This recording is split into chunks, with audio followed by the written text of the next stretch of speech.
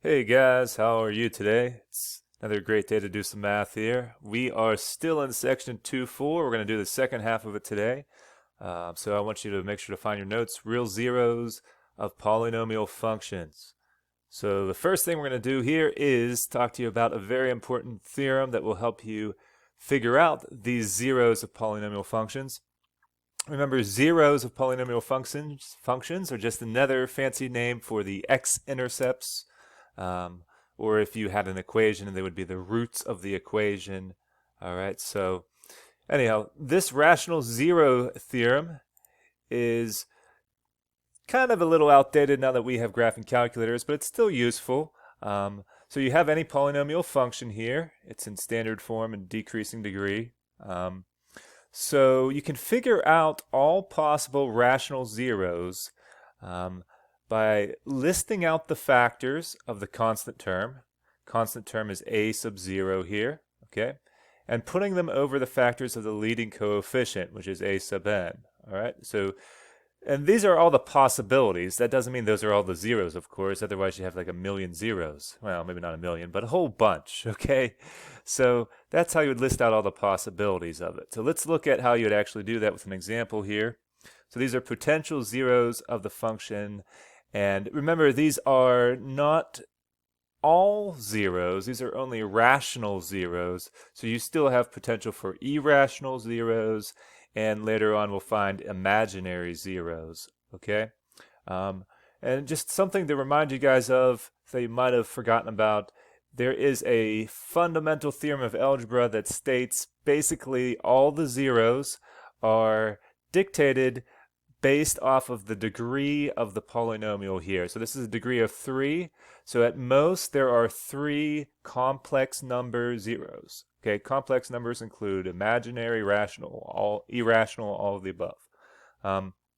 So there's at most 3. And some of them might have multiplicities, okay? So just keep that in mind. Anyhow, so here are the factors of 14. Okay, so you want to list both positive and negatives. Here are the factors of 3. So remember, factors of the constant term over factors of the leading coefficient. And now you just make ratios of all those possibilities. All right, so there's a lot of possibilities. All right, and so to actually test to see which ones would work, you would have to do synthetic division with every single one of these and figure out which one would give you a remainder of 0. But I'm going to let you guys do a little shortcut. You can just put this function into a graph and see which one actually is an x-intercept. So that will make your life a lot easier, okay? So we're going to look at the graph to see which ones could be zeros. But having these possibilities will help you identify the ones that are fractions a lot easier. And we're going to do an example with that later. So if we put this into the graph, which, you can pull up Desmos or use your graphing calculator, you'll figure out that 7/3 is a 0. Okay, so you can pause the video here and check it out and actually look and see that 7/3 is a 0 in the graph. All right. And you can verify it with synthetic division. Okay, so to verify that it is indeed 7/3, we're going to do synthetic division. So remember, list the coefficients of all your terms here. Okay. And bring down this number, and then you will be multiplying by the number in the box here. And then you remember to add when you're doing synthetic division. Okay. So here you see the remainder is 0. And if the remainder is 0, that tells you that 7/3 is indeed a 0, which is also an x-intercept, which actually the factor of this, remember, we can find factors. Factors are the same thing as every 0 will give you a factor of the form x minus a based on the factor theorem.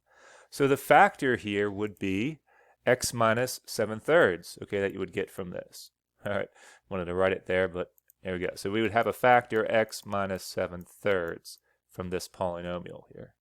So that's a good way to figure out zeros.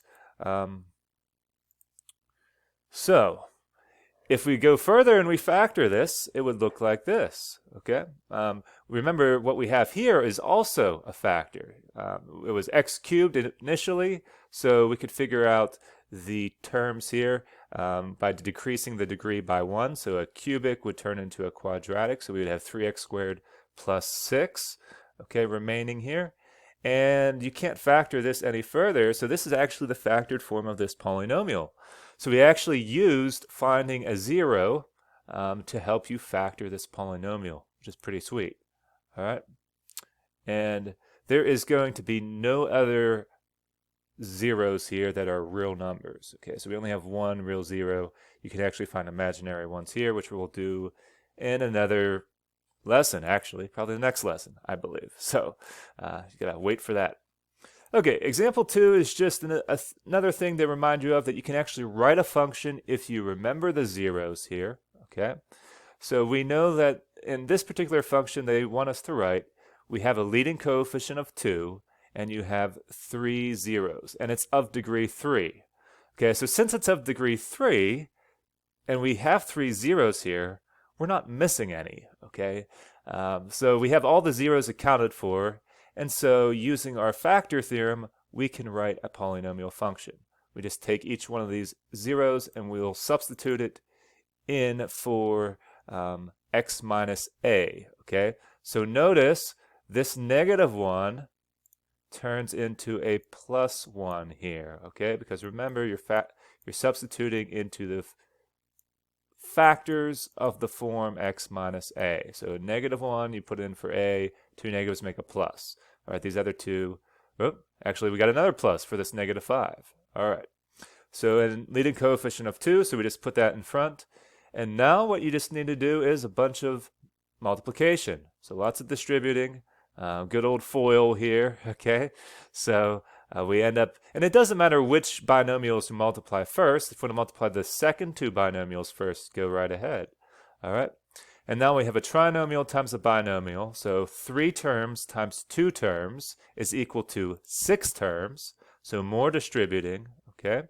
So we'll be distributing the x times x squared, and sorry, I'm trying to draw all this on there. X times 2x and x times 3, and likewise with the 5. And you have all these terms, combine like terms a bunch of times, and it gets simpler and simpler, and there you have it. There's a simplified version of our function that they asked us to write here. Okay, so this is standard form, this is factored form. It depends on your situation, which one would be better. Okay, sometimes it's easier to find the zeros if it's in factored form. It's easier to type into a calculator if it's in standard form. All right, so there you go, example 2. All right, next I have a you try problem here, okay, where I'm going to give you guys a challenge because this one's kind of a tricky one. It's on page 206, number 56, but I took liberties to write it down here for you guys. Find all real zeros of the function. So it says all real zeros, not just rational ones. Find exact values where possible. Identify them as irrational or rational. All right. In this lesson, we don't have to worry about imaginary, but that will come, okay? So here's your function.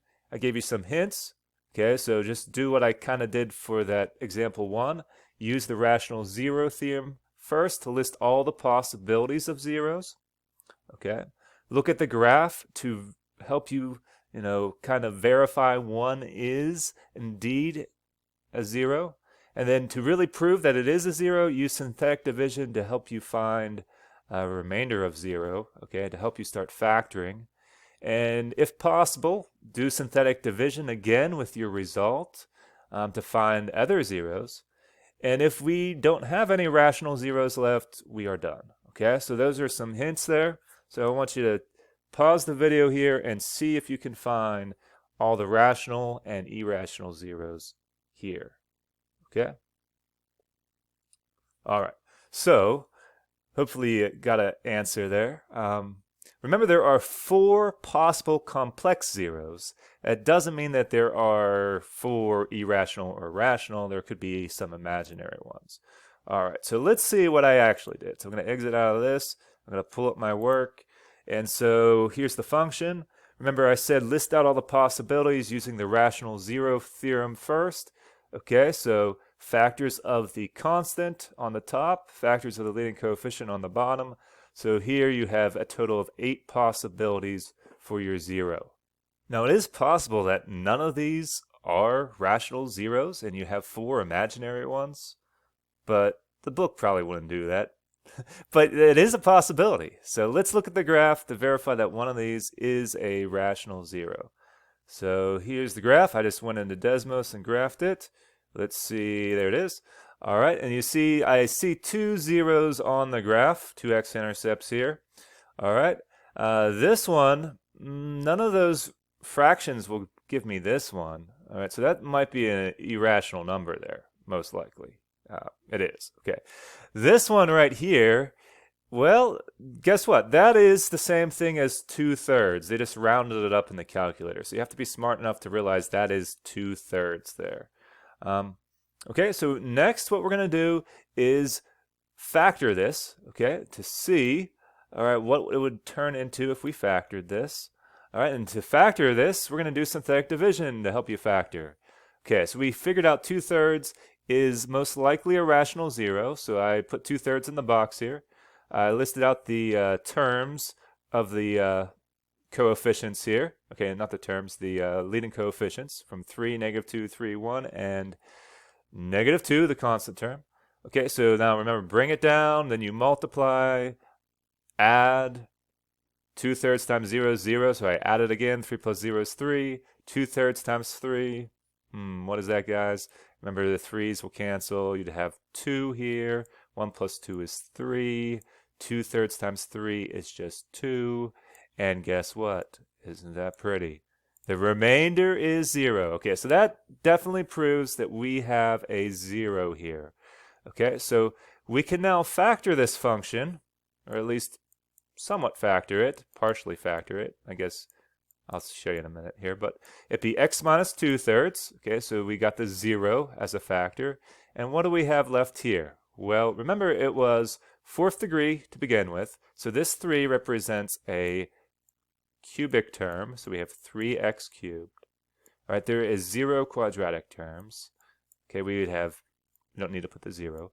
Okay, now we'll jump to the linear, 3x, and our constant term is 3. All right, and there you have it. It's factored mostly. Notice here you could take out a GCF of 3. This question didn't ask us to factor it, so I'm not going to bother doing that, but just realize to be completely factored, take out the GCF of 3. All right, so what are our zeros?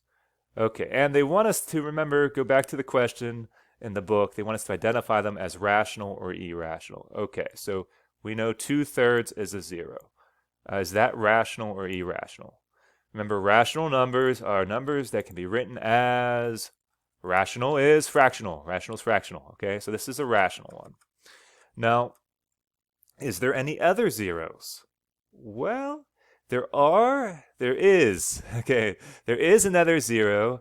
However, it's irrational. Okay, because this number right here is not one of those possibilities that we listed in the rational zero theorem, okay? So this is a 0, but it's not rational, it's irrational, and we just have to approximate it, okay? So it's negative 0.6823, all right? Negative 0.6823. If this was quadratic, you could actually figure out more precisely what this irrational number was, but this is cubic, and the quadratic formula doesn't apply here. Remember, quadratic means x squared for the highest degree in that polynomial. So anyhow, that's about it for this one. There is another example I want to go through with you guys, so hang on. I'm out of my 15 minutes, so I gotta upload another video for you to check out. So see you in a few.